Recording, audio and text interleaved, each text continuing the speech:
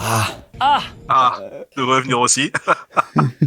Salut YouTube, c'est Superboki. Aujourd'hui, une nouvelle petite interview avec une nouvelle fois un chroniqueur du podcast Level Max qui, on me l'a dit, est un fan inconditionnel de la franchise Crash Bandicoot.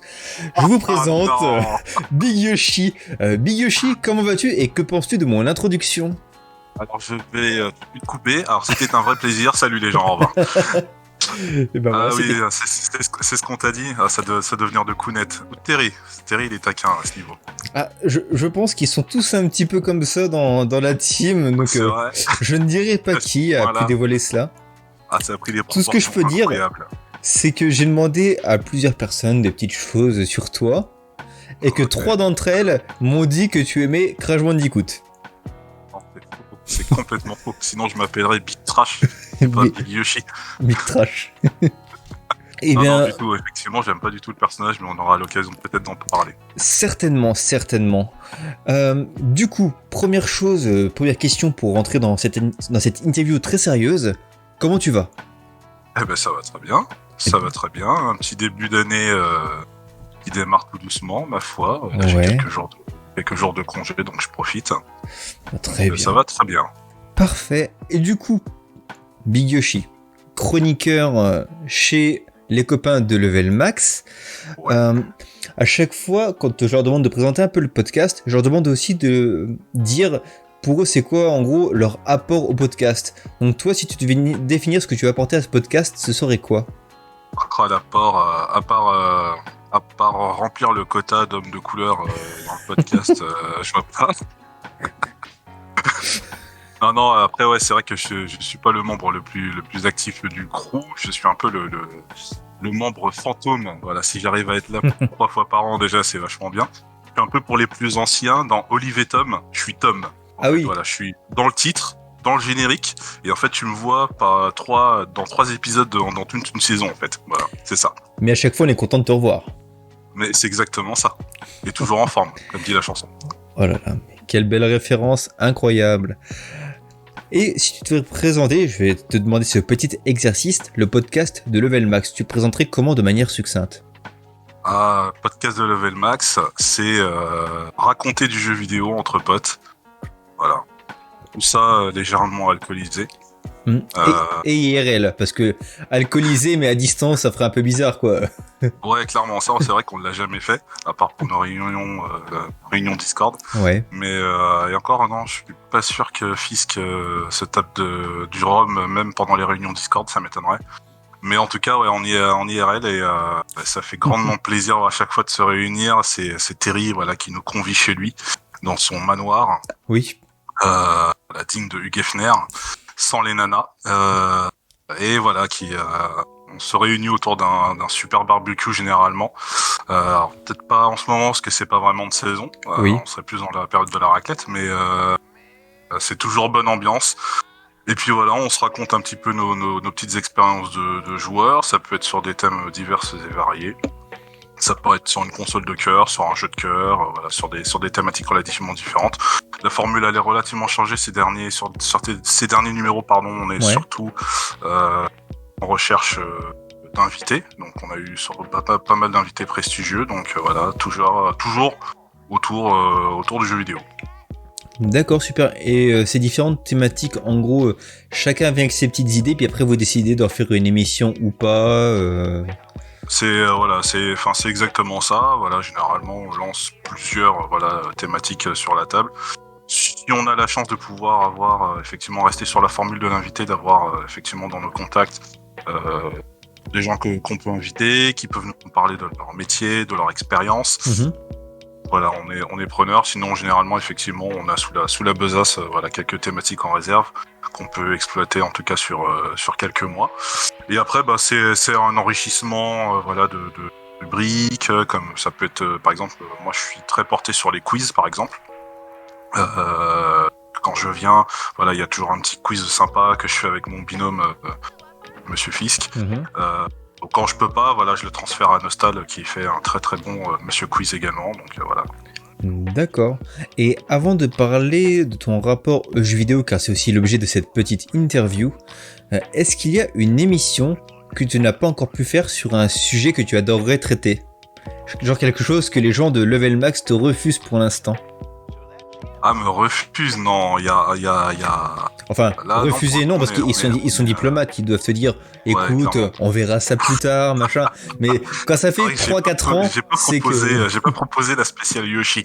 J'ai pas proposé, comme mon pseudo l'indique, voilà, c'est un personnage que j'aime beaucoup, que je prends souvent dans les jeux, voilà, liés à Nintendo.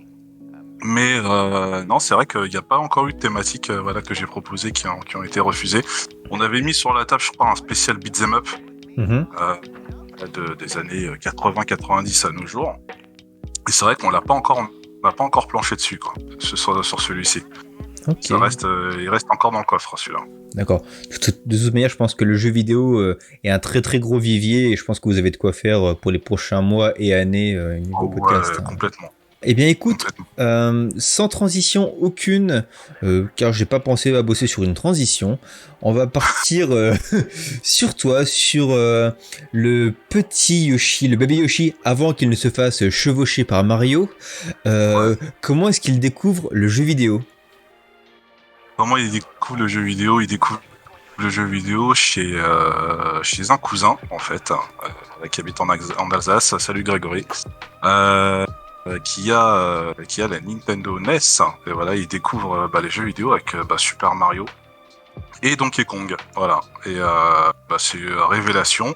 En parallèle, j'ai découvert aussi l'Amstrad 6128 où je Ouais. jouais à R-Type. Je crois que c'est un des seuls jeux. R-Type et Bun Rubber, c'était les deux seuls jeux auxquels je jouais quand j'allais voir mes cousins. D'accord. Sinon, autour de moi, voilà, c'était les copains qui avaient également tout ce qui est principalement Nintendo. Et après, jusqu'à ce que j'ai ma première console, qui était donc la Master System. D'accord, ouais, donc t'as pas eu la console tout de suite. Au départ, tu l'as découvert par le biais d'autres personnes. Exactement. Ouais. Et t'avais pas cette console parce que en gros, dans ta famille, ils étaient pas forcément pour qu'il y ait une console à la maison ou c'est Non, juste que c'était un média encore assez inconnu chez moi. Enfin, il y a pas de gamers dans la famille. Et c'est vrai que les parents, ils étaient un peu réticents. Et après, ils se sont fait submerger par les pubs, notamment les salles de Sega, ouais. celles de Sega à l'époque, avec l'écran cathodique qui parle. Et je leur ai mis la pression et tout ça. Et puis voilà, ils ont fini par céder, donc c'était un vrai kiff. J'ai encore les images dans ma tête, voilà, de l'installation de la console, Alex Kidd qui s'enclenche et donc voilà quoi, des D'accord. étoiles dans les yeux.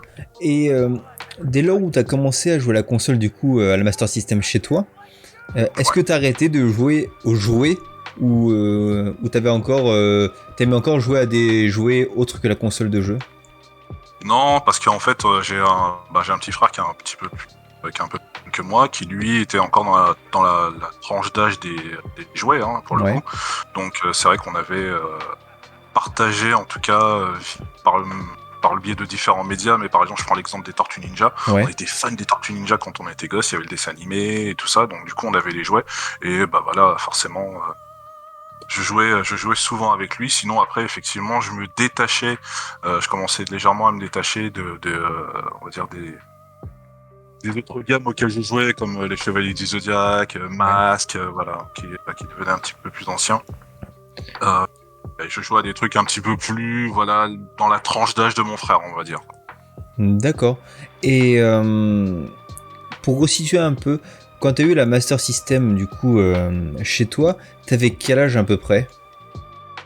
Quand j'ai eu la Master System, si je me souviens bien, je devais avoir 11 ans. C'était D'accord. à mon entrée en 6ème quand je l'ai eu, ouais, c'est ça. C'était à mes 11 ans, ouais.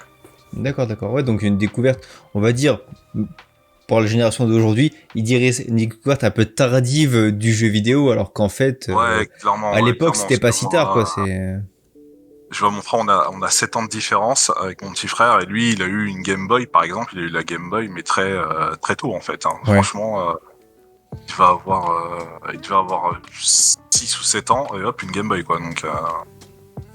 Donc effectivement, pour la génération de maintenant, ouais, c'est une découverte relativement tardive. Enfin, on va dire une appropriation du matériel assez Voilà. tardive. Je jouais un petit peu avant.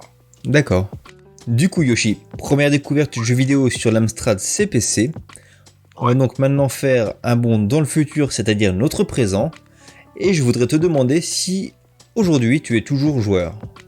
Ouais, je suis toujours joueur.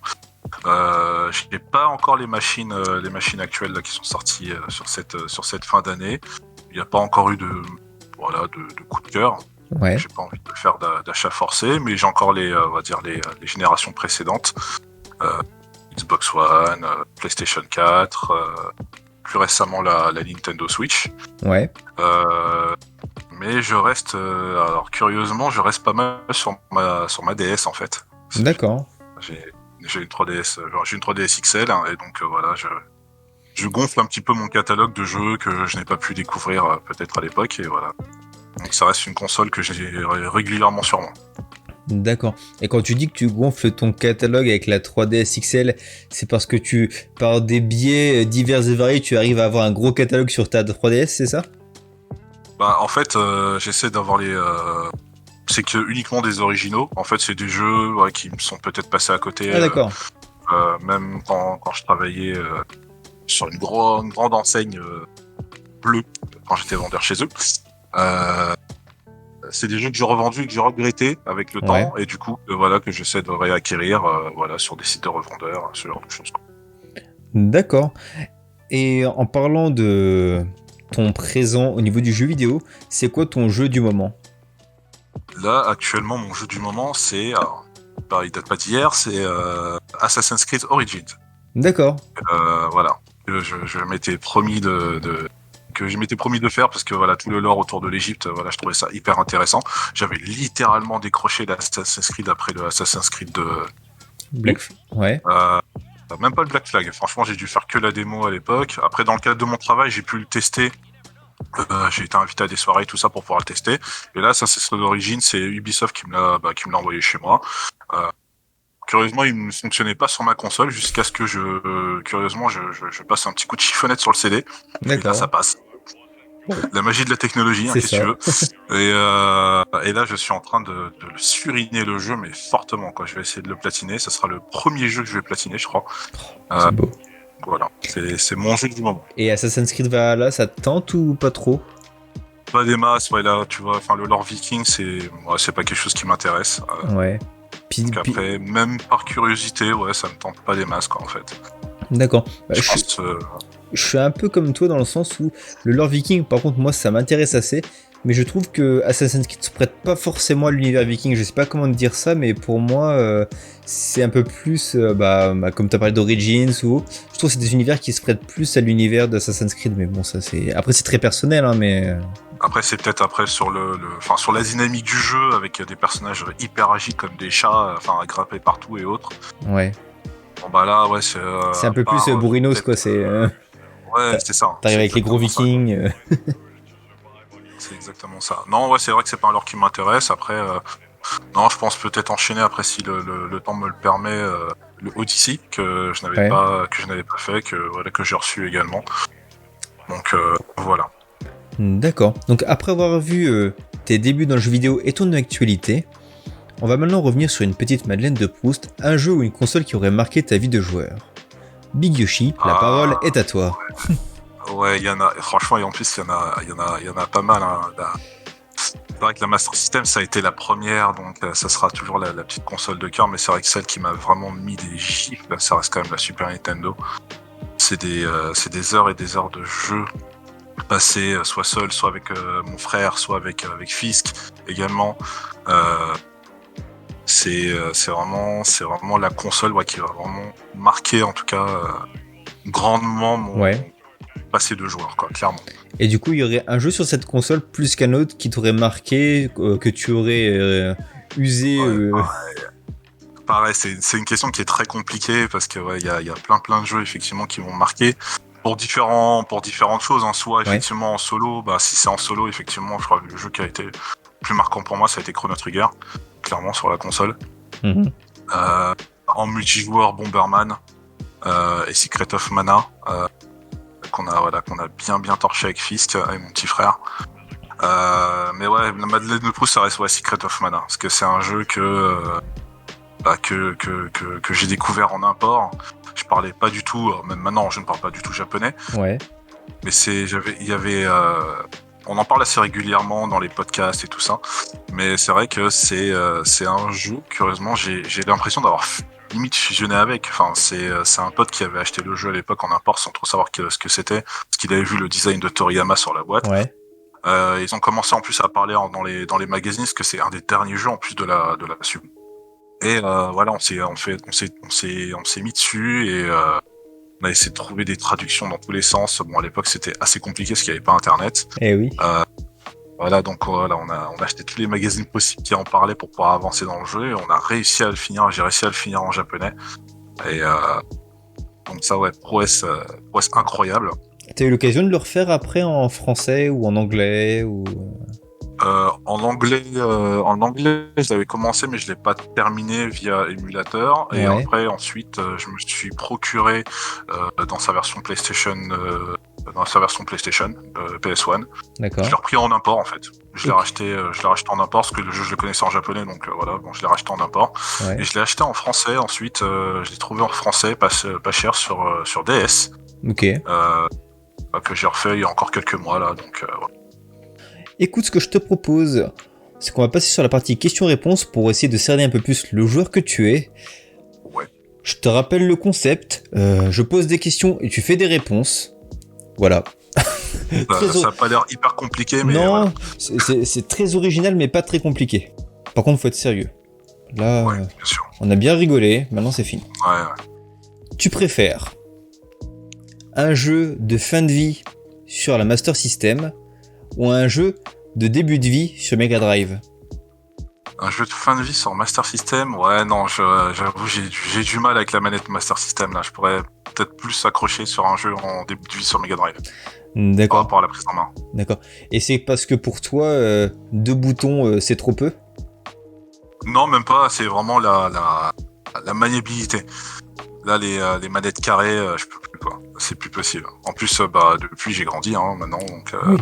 Donc mes mains ont grandi et j'ai tenté de tenir une manette Master System, ouais non j'ai pas compris quoi, c'est comme tenir une brique de Lego, enfin non. Ouais, c'est compliqué. C'est devenu contre nature pour moi. Non. Ça fait une parfaite transition pour la seconde question.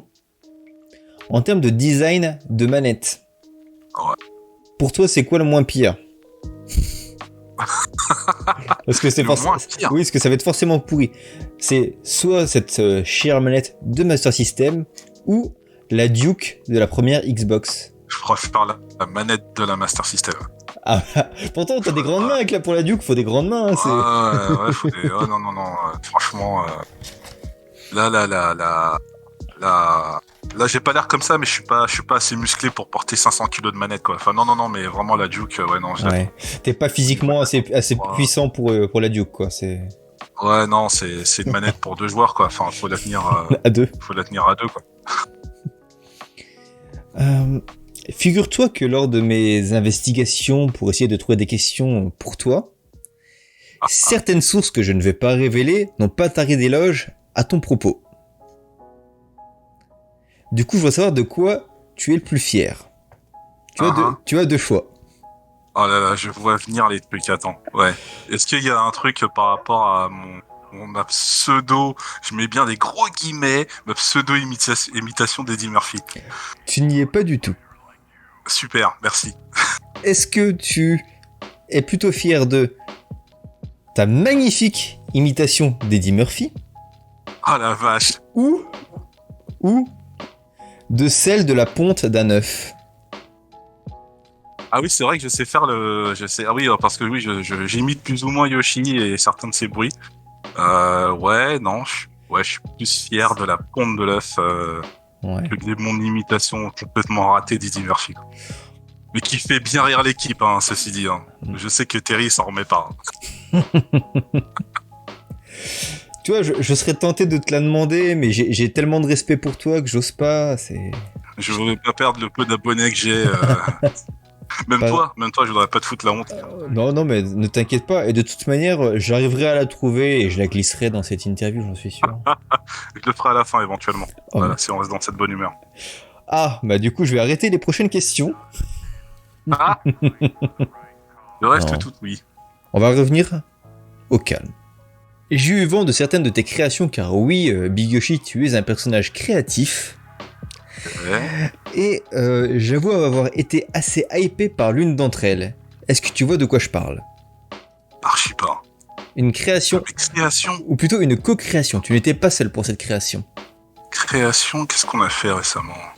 Parce qu'on écrit on écrit des fois des quiz en speed avec Monsieur Fisk. Mhm. Qu'on a fait récemment?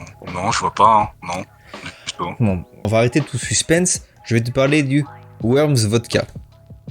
Ah ouais, ah, d'accord. Est-ce que tu pourrais nous faire le pitch de ce concept? Achat. Le Worms Vodka, comment on a créé ça? En fait, on cherchait à une soirée avec des potes. On est des gros joueurs de Worms. On est peut-être pas des bons joueurs de Worms, mais en tout cas, on est des gros joueurs de Worms. Et en fait, on cherchait un truc vraiment pour dynamiser un petit peu nos parties. Et le concept est assez simple. Donc le concept de Worms, c'est que voilà, on se crée une équipe donc constituée de 4 Worms. C'est un jeu qui se joue donc au tour par tour. Donc à chaque fois que donc un Worms en tue un autre, donc le Worms adverse doit boire un shot. Ouf. Voilà. Donc c'est fait qu'à partir d'un moment, forcément, l'alcool aidant. Donc pour les viser, c'est un petit peu plus compliqué. Voilà. Très bien, mais en tout cas, très très belle création. Merci. Attention, prenez pas le volant après ça, hein, bien évidemment. Oui, bien entendu, bien entendu. Respectez les règles d'usage. Oui, oui. De toute façon, les gens qui écoutent ce podcast, je vais dire, qui écoutent cette interview sont des gens responsables. Et nous allons maintenant passer à l'avant-dernière question, car oui, le temps passe vite.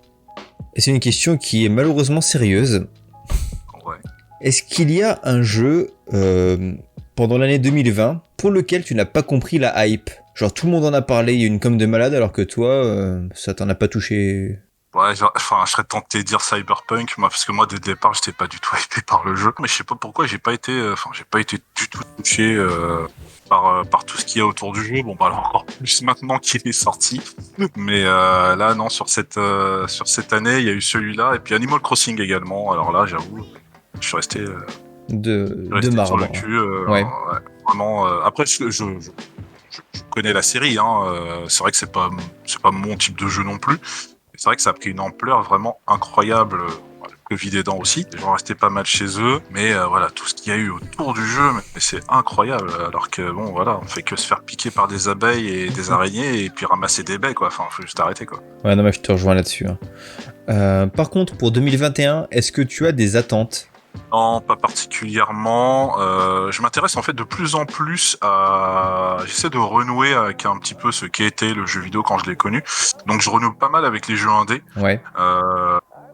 Donc généralement, voilà, je gère un petit peu voilà sur les sites pour voir ce qui va être proposé en jeu indé et autres. Je me tape une barre en ce moment sur Shovel Knight par exemple sur ma 3DS là. Enfin voilà, c'est des petits jeux comme ça un petit peu rétro. On sent que les mecs ils ont été nourris aux jeux rétro voilà dans leur enfance et ils essaient de reconstituer un petit peu cet amour, cette passion voilà qui les anime en proposant des jeux un petit peu de cet acabit-là. Et moi, franchement, je suis super public. Je suis super bon public sur ce type de jeu-là. J'attends pas vraiment de gros hits, des AAA et tout ce que tu veux. Ouais. Tout ce qui est Horizon Zero Dawn et tout ça. Enfin, voilà, ça. Ouais, c'est pas le genre d'expérience qui t'intéresse. Tu préfères des petits jeux avec une bonne expérience. J'essaierai. Après, c'est un jeu qui est excellent. Hein. Enfin, que j'ai découvert il y a quelques mois. Mais voilà, c'est pas, il y a pas de hype autour de ça. Hein. Je vais prendre beaucoup plus de plaisir à découvrir un petit jeu indé bien rétro. Ouais. Ça peut être un walking simulator, ça peut être un jeu de plateforme, tout ce que tu veux en pixel art et tout. Ouais, j'espère découvrir d'autres titres. J'en ai pas en tête, hein, hélas, mais en tout cas, j'espère découvrir d'autres titres, en tout cas de cet acabit-là. Continuez les gens, franchement, faites vivre l'indé, c'est génial, vraiment. Ouais. Les gens font ça avec plein d'amour. Bon, ils sont pas tout le temps réussis, bien évidemment, oui, mais il y a de très très bons titres. Mais bon, on pardonne plus des imperfections sur un jeu indé que sur un triple A qui a demandé 7 ans de développement, tu vois, c'est... C'est sûr, c'est sûr. Non, mais puis en plus, ça revient un petit peu aux fondamentaux, quoi. On parle beaucoup de Die and Retry avec des Dark Souls, des Bloodborne et tout ça, alors que ça existait déjà sur certains jeux de plateforme, sur certains jeux d'action Ouais, bien sûr. qui ont fait notre jeunesse. Genre C'est juste que les maintenant, Ghouls and c'est vrai Ghosts et qu'on des est machins. exactement. C'est juste que maintenant, enfin, on est des gros joueurs assistés avec tu ramasses un caillou ou sauvegarde automatique, tu vois. Enfin, et je le vois là en jouant à Assassin's Creed, tu vois. Enfin, je ramasse 3 pièces d'or ou sauvegarde, tu vois. Enfin, ouais, Ouais. super, c'est bien. Très bien. Est-ce que tu es prêt pour la dernière question? Dernière question qui n'est pas vraiment une question, mais plutôt un petit exercice de style. Habituellement, je demande aux gens de dévaloriser un jeu qu'ils adorent en pointant les défauts qu'ils ont. Mais là, je me suis dit, Mathieu, les gens commencent à s'ennuyer à toujours entendre la même chose. Donc moi, je vais te proposer autre chose. Tu vas devoir faire ta petite déclaration d'amour pour la franchise Crash Bandicoot. La parole est à toi, tu as 1 minute.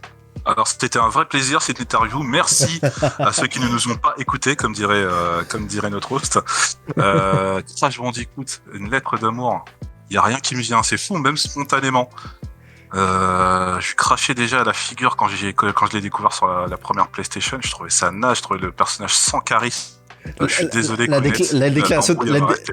la déclaration d'amour a très mal commencé. Là, c'est plus une rupture en fait. Non, Ouais. Crash, ça peut plus durer entre nous. Écoute, c'est pas toi, c'est moi. Si t'apprécies pas ta juste valeur, je pense que tu seras bien plus heureux aux mains de Kounet que dans les miennes. Non, vraiment, Ouais. Donc Crash, déclaration de rupture à Crash Bandicoot par Yoshi.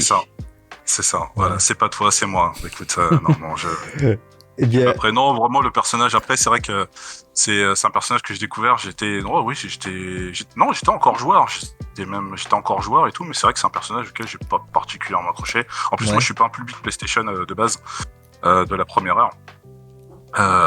Donc, ouais, quand j'ai vu le personnage débouler avec ses yeux de travers et machin et tout, enfin, je suis, mais c'est quoi cette merde? Enfin, et ouais, enfin, ils étaient pleins à aller trouver des animaux hyper underground, genre un gecko, un crocodile, tout ce que tu veux, et là un bandicoot quoi. Bientôt ils vont sortir un ornithorynque. Et Crash Team Racing, t'avais pas accroché non plus à l'époque? Alors, c'est là que effectivement, je vais être objectif. Ah bah c'est un très bon Mario Kart-like. Ouais. Ça reste un très bon, ça reste pour moi même le meilleur. Qui peut en tout cas se vanter de faire les choses bien. En tout cas, s'il y a une alternative effectivement à Mario Kart, voilà que les joueurs recherchent, Crash Team Racing. Voilà. Tu vois comme quoi, je suis de bonne foi. Voilà. Donc tu lui trouves des qualités à ce petit Crash quand il est sur un véhicule. Voilà, c'est ça. Quand il est sur un véhicule. Très bien. Eh bien, écoute, Big Yoshi, cette petite interview se termine déjà. Et je peux te rassurer, t'auras toujours fait plus longtemps que Terry au niveau de la durée de l'interview. Ah bah ça, c'est pas dur. Hein. Non, c'est un peu le running gag. On a l'impression, il a un quota à atteindre, hein, j'imagine. Non, le pot, en plus, il finit des jeux, franchement, c'est... Ouais. Mais voilà, il devrait plus s'en vanter pour qu'on arrête de sa gueule, j'imagine. Il va bientôt mettre les notifications sur tous ses succès de jeux vidéo, sur Twitter, tout ça. Je pense que Marcus devrait lui dédicacer une émission Level 1 rien que pour lui, quoi. Ce serait magnifique. Ça serait magnifique. L'actu de Level Max, du coup, vous avez pu reprendre, je sais, les enregistrements parce que vous faites tout en IRL. Ouais, en comité réduit. Ouais. Et puis aussi, ça dépend des thématiques. Hein. Généralement, l'équipe n'est pas forcément opérationnelle sur tel ou tel thème. Mm-hmm. Ça reste toujours en équipe réduite. Hein. Si on a qui veulent nous balancer, ils peuvent pas. Voilà. Hein. On respecte toujours les gestes barrières, bien évidemment. Donc voilà, ça a été. Ils ont réenregistré, l'équipe a réenregistré là il y a quelques jours. Ouais, donc là on est le 11 janvier, donc ils ont enregistré il y a quoi? Il y a 2-3 jours là. 2 jours. 2 jours. Ouais. Il y a 2 jours. Ok. Il y a 2 jours, donc le temps que le montage soit fait, ça devrait apparaître là dans les jours à venir. Mm-hmm. Donc après, on va essayer de reprendre notre dynamique avec un mensuel. Ouais. Je sais pas, je pourrais pas me prononcer au niveau de nos autres séries comme Breaking Max qui est hebdomadaire. Après, on a également les Sound Max qui arrivent de façon aléatoire, voilà, dans l'année, où là, on est en face à face, par contre, voilà, en comité encore plus réduit. Ouais. Là, c'est uniquement une émission de 1 heure, uniquement sur nos musiques de cœur, liées aux jeux vidéo. D'accord. Et je t'ai pas demandé, Big Yoshi, est-ce que tu es quelqu'un d'actif, toi, sur les réseaux sociaux? J'essaye de l'être, en tout cas, Ouais. j'essaye de l'être. Je suis principalement je suis sur Instagram Ouais. depuis quelques temps. Je partage des Des petits détournements. photos. Des petites photos, en fait, je ne poste que ça, en fait, hein, Ouais. pour ainsi dire. En fait, c'est D'accord. mes photos personnelles, et en fait, je les retouche en proposant une incrustation liée aux jeux vidéo. D'accord, Donc ouais. voilà, j'ai quelques petites photos, voilà, sympatoches. Ouais, je suis allé voir un truc sympa avec. J'ai vu un petit Goku quand il se rhabille ou qu'il se Ah déshabille. yes, bah tu vois, bah voilà, ça c'est juste à côté de chez moi. Voilà, on a un lac et tout ça, et voilà, voilà, je vais au gré de mes inspirations. Donc voilà, ça peut être lié aux jeux vidéo, au manga, voilà. Dès D'accord. qu'il y a une inspiration, ben je poste un truc. Ouais, là, en vrai, c'est assez sympa. Et si ça te dérange pas, bah, tu me diras, hein. J'aimerais bien mettre tu sais, dans la description et tout les liens vers tes réseaux parce que je trouve que c'est assez sympa comme petit détournement et tout. Que ça peut plaire aux gens Ouais, aussi. pas de problème. Ouais, bien sûr, y a pas de souci, y a pas de problème. Ça sera avec grand plaisir. Ok. Ça sera avec grand plaisir. Eh ben, écoute, Big Yoshi, j'espère que cette petite interview t'a diverti. Ouais, c'était cool, hein. Ouais, ouais, C'était non. vraiment cool. Je m'attendais à pire au niveau des questions, mais ouais, celle avec Non. Eddie Murphy, je la voyais venir à 100 bornes. Ah, Ah, devrait venir aussi. on a voulu rester correct. Comme Ouais. quoi, tes camarades sont quand même gentils avec toi. En attendant, à ceux qui nous ont regardés et écoutés, j'espère que vous avez trouvé ce contenu divertissant également. Big Yoshi, donc, je te remercie une nouvelle fois de t'être prêté au jeu de la petite interview. Avec grand plaisir. Je vous dis donc à très bientôt pour de nouvelles émissions. Salut YouTube, salut Big Yoshi.